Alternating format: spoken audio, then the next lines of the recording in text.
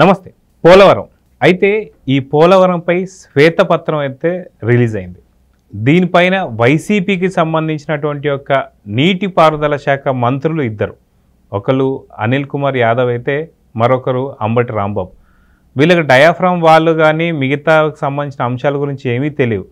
కాకపోతే శ్వేతపత్రం మీద వచ్చినటువంటి ఒక ప్రశ్నలకి జవాబు ఇవ్వకుండా ఎదురు తిరిగి చెప్పేటువంటి ఒక సమాధానం ఎట్లా చూడాలి? పోలవరం శ్వేతపత్రం రిలీజ్ చేస్తూ చంద్రబాబు నాయుడు గారు కంటతడి పెట్టుకునే పరిస్థితి వచ్చింది. అసలు ఈ అంశాలపైన మనతో పాటు సీనియర్ జర్నలిస్ట్ డివిఎస్ గారు ఉన్నారు. వారిని అడిగి తెలుసుకుందాం. సార్ నమస్తే. నమస్తే సార్. చాలా ప్రాంతాలకి ఒక ప్రాణహిత అనుకోవచ్చు పోలవరం. అయితే ఇలాంటి పోలవరాన్ని చాలా కాలంగా అసలు పూర్తిగా వదిలిపెట్టేసినటువంటి పరిస్థితి. 2019 నుంచి 2024 దాకా ఇంచు కూడా వాళ్ళు ఎటువంటి డెవలప్మెంట్ చేసింది లేదు. ఒక నీటిపారుదల శాఖ మంత్రిని డయాఫ్రామ్ వాళ్ళంటే ఏంటో నాకు తెలీదు, అసలు ఇది నన్ను అడిగే క్వశ్చన్ అన్నట్టు ఇంకో మాట మాట్లాడతాడు. ఇంకొక నీటిపారుదల శాఖ మంత్రి అసెంబ్లీలో ఉంటూ చాలా అనుచిత వ్యాఖ్యలు చేస్తూ సినిమా డైలాగులు 1% బుల్లెట్ దిగిందా లేదా, అసలుకి ఇలాంటి వాళ్ళని ఎలా చూడాలి? ఈరోజు మనకి ఏదైతే చంద్రబాబు నాయుడు గారు శ్వేతపత్రం రిలీజ్ చేసిన తర్వాత ఆయన కంటితడి పెట్టుకునేంత పరిస్థితి అయింది. సో దీని గురించి మీ వ్యాఖ్యలు ఏం చెప్తారు? జగన్మోహన్ రెడ్డికి ఓటమికి ప్రధాన కారణం పోలవరం. వాళ్ళ 151 సీట్ల నుంచి 11 సీట్లకి పడిపోవటానికి ప్రధాన కారణం పోలవరం ప్రాజెక్టు పట్ల అతను చేసినటువంటి తప్పుడు పనులు, అతను చేసినటువంటి విధ్వంసం అన్నమాట. ఎందుకంటే అతిపెద్ద బహుళార్థ సాధక ప్రాజెక్ట్ ప్రపంచంలోనే ఇవాళ పోలవరాన్ని మించిన ప్రాజెక్టు లేదన్నమాట. అలాంటి ప్రాజెక్టుని అర్ధంతరంగా పనులు ఆపేసేయటం, ఏజెన్సీ మార్చేయడం. ఒకవైపేమో కేంద్రం వద్దని చెప్పింది, మార్చొద్దని హెచ్చరించింది, లేఖలు పంపింది. అటు కేంద్ర ప్రభుత్వం వార్నింగ్ ఇచ్చింది, CWC central water committee warning ఇచ్చింది, ఆ తర్వాత నీతి ఆయోగ్ హెచ్చరించింది, Polavaram project authority PPA warning ఇచ్చింది, లేఖ పంపింది. ఏజెన్సీ మార్చొద్దండి, ఏజెన్సీ మారిస్తే 9 రకాల నష్టాలు ఈ విధంగా జరుగుతాయని ఆ 9 అంశాలని సోదాహరణంగా వివరించారు. అయినా ఇతను మూర్ఖంగా మొండిగా ఏం చేశాడు? పనులు ఆపేశాడు, ఏజెన్సీని మార్చాడు. ఏజెన్సీని మార్చినందువల్ల ఏమని చెప్పాడు? ఆ రోజు మనకి బిల్డప్ ఏమని ఇచ్చాడు? 638 కోట్ల ఆదా అయిందని చెప్పాడు. కానీ ఏం జరిగింది? ఇవాళ ఈ శ్వేతపత్రంలో నిన్న చంద్రబాబు చెప్పిన దాని ప్రకారం 63,800 కోట్ల నష్టం జరిగింది. ఎక్కడ 638 కోట్లు, ఎక్కడ 63,800 కోట్లు? నువ్వు చేసిన ఆదా 638 కోట్లు అని చెప్పాడు జగన్. చంద్రబాబు ఏమని చెబుతున్నాడు? 63,800 కోట్ల నష్టం చేశారు 5 ఏళ్లలో. అంటే ఎవరు దానికి బాధ్యత వహిస్తారు? ఈ నష్టానికి ప్రజలు బాధ్యత వహించాలా? కేంద్రం బాధ్యత వహిస్తుందా? ఇది నా తప్పు కాదు, ఇది చేసింది రాష్ట్ర ప్రభుత్వం తప్పు.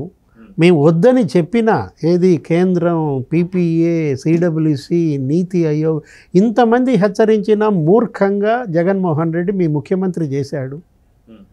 మీరే బాధ్యత వహించాలనేది రాష్ట్రం మీద దోసేస్తే 63,000 కోట్ల నష్టం ఇవాళ ప్రజలపైన మరేమవుతుంది? ఒకవైపేమో తీవ్ర ఆర్థిక లోటు, 60,000 కోట్ల లోటులో ఉన్నాం, 14 లక్షల కోట్ల అప్పుల్లో ముంచావు.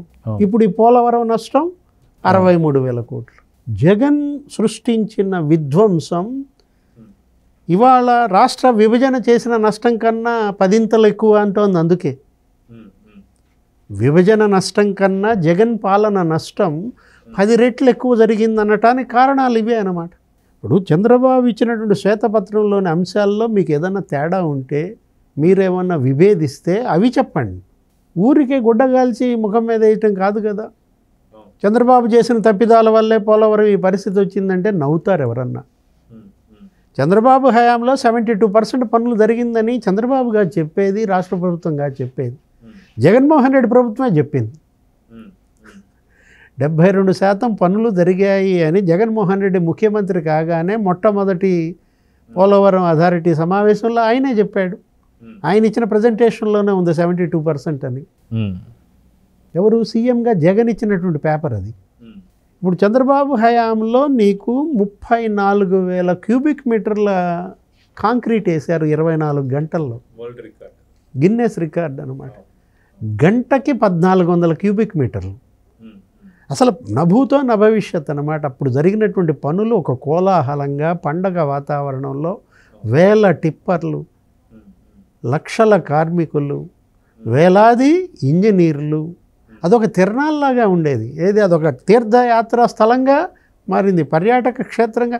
అందరూ వెళ్ళటం, చూడటం, అక్కడ ఫోటోలు దిగటం, సెల్ఫీలు. ఇప్పుడు మొబైల్ ఫోన్స్ వచ్చేసిన తర్వాత ప్రభుత్వం కూడా కొంతమందిని తీసుకెళ్ళి చూపించటం ప్రారంభించింది.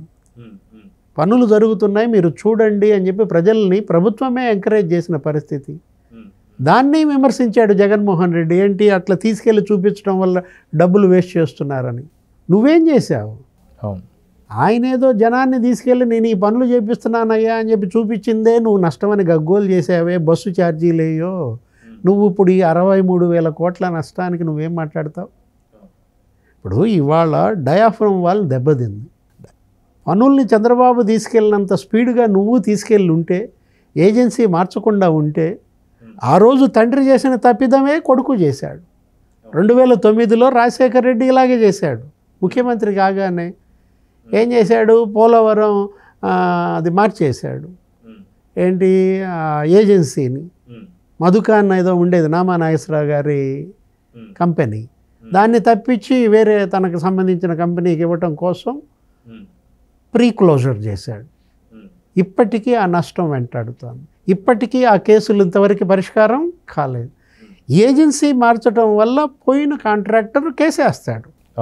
అది నివారించడం కోసమే చంద్రబాబు ముఖ్యమంత్రి కాగానే 2014లో రైతులందరినీ పిలిపించి వాళ్ళతో మాట్లాడి కేసులు ఉపసంహరింపజేశాడు. పనులకు అవరోధాలు లేకుండా చేశాడు. ముంపు మండలాలు కలిపితేనే ప్రమాణ స్వీకారం చేస్తానని పట్టుబట్టాడు. 2014లో మోడీ ప్రధానిగా అసలు పార్లమెంటు ఎంపీలు ప్రమాణ స్వీకారం చేయకుండానే నీకు ఆర్డినెన్స్ వచ్చింది. అంత మొండి పట్టు పట్టి ముంపు మండలాలు అందులో కలిపి ఆయన ఒక యజ్ఞంలాగా భగీరథ ప్రయత్నం చేసి పోలవరాన్ని పరుగులు తీయించాడే.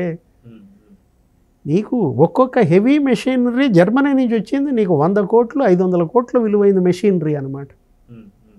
మొత్తం నాశనం చేసేసిన పరిస్థితి. ఇప్పుడు గోదావరి అంటే అది వరద, దాని పేరే వరద గోదావరి. నీకు అసలు నీకు వరద ఎత్తుతుందంటే నీ వాపటం బ్రహ్మతరం కూడా కాదనమాట. కృష్ణ వేరు, గోదావరి వేరు. కృష్ణ ఏమో గంభీరంగా వెళుతుంది, హుందాగా వెళుతుంది. వరద అలా కాదనమాట. గోదావరి ఏంటి, ఇక కట్టలు తెగుతాయి. నీకు 2019లో వరద చూసాం. 11 లక్షల క్యూసెక్కులు వస్తుంది అనుకుంటే 13 లక్షల క్యూసెక్కులు వచ్చింది. అంటే 2 లక్షల క్యూసెక్కులు వచ్చేసరికి అప్పుడు దడదడలాడింది పోలవరం. అసలు 2020లో నీకు 22 లక్షల క్యూసెక్కులు కొట్టింది. ఈయన చేసినటువంటి తప్పుడు పని వల్ల ఆ స్పిల్వే దగ్గర ఇవాళ అగాధాలు ఏర్పడ్డాయి. ఒక్కొక్క అగాధం 15 మీటర్లు ఉంది, 30 మీటర్లు ఉన్నాయి. అవి పూడ్చాలంటే ఇసుక ఎక్కడి నుంచి తేవాలా? నీకు ఇసుక రావాలంటే ఎన్నేళ్ళు పట్టుద్ది? ఎంత అది పూడ్చటానికే వేల కోట్లు అవుద్ది అనమాట. ఏది అగాధాలు పూడ్చటానికి. ఇప్పుడు ఆ డయాఫ్రమ్ వాళ్ళు అది కట్టడానికి అప్పట్లో 460 కోట్లు అయింది. ఇప్పుడు దాని మరమ్మతులకి ఆల్రెడీ ఇప్పుడు 440 కోట్లు చేశారు. అది ఉంటుందా? అది ఓకేనా? రేపొద్దున అంతర్జాతీయ నిపుణులు 5 దేశాల నుంచి అమెరికా, కెనడా వాళ్ళందరూ వస్తారు. వచ్చి వాళ్ళు చెబితే తప్ప అది ఓకే కాదు. నిపుణులు రావాలా, అది పరిశీలించాలా, నివేదిక ఇవ్వాలా. లేకపోతే కొత్త డయాఫ్రమ్ వాల్ కట్టమంటారు. 950 కోట్లు అవుతుంది. కొత్త డయాఫ్రమ్ వాల్ కడితే 950 కోట్లు అవుతుంది. ఎవరు ఇస్తారు? ఎవరిది బాధ్యత? అంటే ఆ 950 కోట్లు, ఫస్ట్ కట్టిన 460 కోట్లు, మరమ్మతులకు పెట్టిన 440 కోట్లు. అంటే డయాఫ్రమ్ వాల్కే ఇప్పుడు నువ్వు ఎంత పెడుతున్నట్టు 1800 కోట్ల. నవ్వుతారు. నవ్వటం కాదు, ఏడ్చాడు పాపం చంద్రబాబు. కళ్ళంటే నీళ్ళు వచ్చినాయి అంటే అదే కారణం అన్నమాట. అయితే ఇదే చంద్రబాబు నాయుడు అసెంబ్లీ సాక్షిగా జగన్మోహన్ రెడ్డికి విజ్ఞప్తి చేసుకున్నారు. ఏంటి అంటే, చిన్నవాడైనా సరే చేతులెత్తి నమస్కారం చేస్తాను, అమరావతిని కానీ పోలవరాన్ని కానీ తప్పుడు ఆలోచనలు తీసుకెళ్ళొద్దు, ఒక కరెక్ట్ డెసిషన్లో అది వెళ్తుంది, దాన్ని మాత్రం వదిలేసి సక్రమంగా వదిలేయని చెప్పి కూడా రిక్వెస్ట్ చేసుకున్నాను. రిక్వెస్ట్ చేసిన తర్వాత కూడా ఇలా చేశాడంటే అది జగన్కి ఈగో ప్రాబ్లం అని చెప్పేసి అనుకోవచ్చు అంటారా? ఈగో అంటే అది తేలిక మాట, నువ్వు చాలా లైటర్ వేలో చెప్తున్నావు. మూర్ఖత్వం అన్నమాట. జేరి మూర్ఖుడి మనసుని రంజింపలేమనేదో ఒక పద్యం ఏదో ఉన్నాం. తివిరి సుమున తైలంబు తీయవచ్చు. అలా చంద్రబాబు ఆ మూర్ఖుడి మనసుని ఏం మార్చగలడు? అసెంబ్లీలో నువ్వు అన్న మాటల ప్రకారం అతను ఎలాంటి వ్యక్తి అంటే కేసీఆర్ని పొగిడాడు అసెంబ్లీలో. ఆయన మ్యాగ్నానిటీ, కేసీఆర్ ఆయన భూభాగంలో మన నీళ్లు నడపడానికి అవకాశం ఇచ్చాడు అని కేసీఆర్ని పొగిడాడు. కేసీఆర్ ఈయన్ని పొగిడాడు వాళ్ళ అసెంబ్లీలో తెలంగాణలో. జగన్మోహన్ రెడ్డి మంచోడు, నేను 1 మీటర్ తగ్గించుకోమంటే 4 మీటర్లు తగ్గించుకున్నాడు. పోలవరం ఆయన 1 మీటర్ తగ్గించమన్నాడంట. దానికి ఈయన ఒప్పుకున్నందుకు ఆయన అక్కడ సర్టిఫికెట్ ఇచ్చాడు. అంటే ఇచ్చి తినమ్మ వాయనం అంటే పుచ్చుకుంటున్నమ్మ వాయనం అంటే ఇద్దరికి ఒకరికొకళ్ళు పెంచుకుంటున్నారు. వాళ్ళిద్దరి ములాఖత్ వల్ల 2 తెలుగు రాష్ట్రాలకి కలిగిన నష్టం 1000 కోట్ల నష్టం జరిగిందన్నమాట. ఇప్పుడు పోలవరం నష్టం జగన్మోహన్ రెడ్డి, కాళేశ్వరం నష్టం బాధ్యత కె చంద్రశేఖరరావు. 1,00,000 కోట్లు అక్కడ తగలబెట్టాడు. ఎక్కడ? కాళేశ్వరంలో. అక్కడ మేడిగడ్డ కాస్త 3 పిల్లర్లు కుంగిపోయాయి. ఇవాళ అక్కడ ఎంక్వైరీ ఇది జరిగినప్పుడు ఇప్పుడు ఇక్కడ ఈ పోలవరంలో జరిగిన అవినీతి, ఈ 63,000 కోట్ల నష్టం మీద కూడా విచారణ జరగాలి. దీనిపైన కూడా దర్యాప్తులు చేసి దీనికి కారకులైనటువంటి ఆ జగన్మోహన్ రెడ్డి ప్రభుత్వము, ఈ ఇరిగేషన్ మంత్రులు వీళ్ళ దగ్గర అది వసూలు చేయాలన్నమాట. ఎందుకంటే ఇది ప్రజాధనం, ఇది కష్టపడి పన్నుల ద్వారా కట్టినటువంటి డబ్బు అన్నమాట. వీళ్ళు చేసినటువంటి తప్పులకు, నేరాలకు, అవినీతికి ప్రజలు కదా నీకు మూల్యం చెల్లించాల్సింది. ఇవాళ జాతి మూల్యం చెల్లిస్తోందన్నమాట ఈ వీళ్ళు చేసినటువంటి ద్రోహానికి. ఇప్పుడు గైడ్ బండ్ కుంగిపోయింది. గైడ్ బండ్ ఇప్పుడు ఆ రోజు 90 కోట్లు అయింది ఖర్చు, అది కాస్త ఇవాళ కుంగిపోయిందన్నమాట. ఇప్పుడు పోలవరం ఇవాళ ఈ జరిగిన నష్టం నీకు ఈ రెండిట్లోనే డయాఫ్రమ్ వాళ్ళు, ఈ గైడ్ బండు, ఇక్కడే 5,000 కోట్ల నష్టం జరిగితే అసలు పోనీ పునరావాసం ఏమైనా చేశాడా ఈ 5 ఏళ్లలో? అది లేదు. పునరావాసం చంద్రబాబు 5 ఏళ్లలో 4,000 కోట్లు ఇచ్చాడు. రీహాబిలిటేషన్, కాలనీలు నిర్మాణం, వాటన్నిటికీ.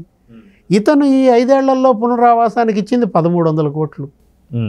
ఎక్కడ 4,300 కోట్లు, ఎక్కడ 1,300 కోట్లు? ఏం చేశావు ఈ డబ్బంతా? కేంద్రం ఇచ్చిన డబ్బు ఏం చేశావు?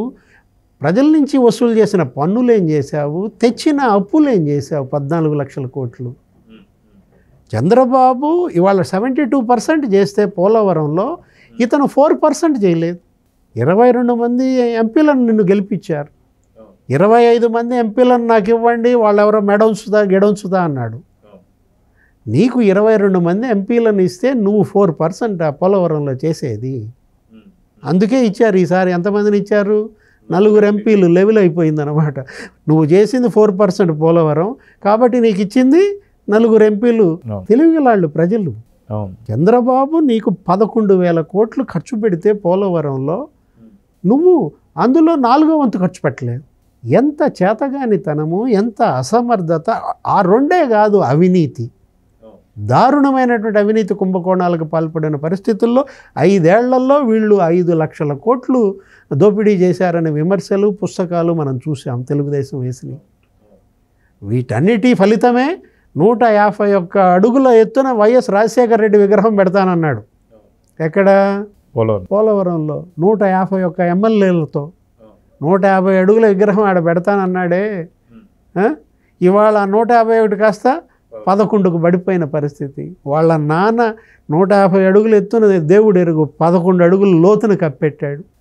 తను అధపాతాళానికి వెళ్ళిపోయాడు. తన పార్టీని కప్పెట్టాడు. వాళ్ళ తండ్రిని కూడా ఇవాళ 151 అడుగుల లోతును కప్పెట్టాడు. సో చూద్దాం సార్, ఖచ్చితంగా ఈ శ్వేతపత్రానికి సరైన సమాధానం వైఎస్ఆర్సీపీ నుంచి దక్కాలని కోరుకుందాం.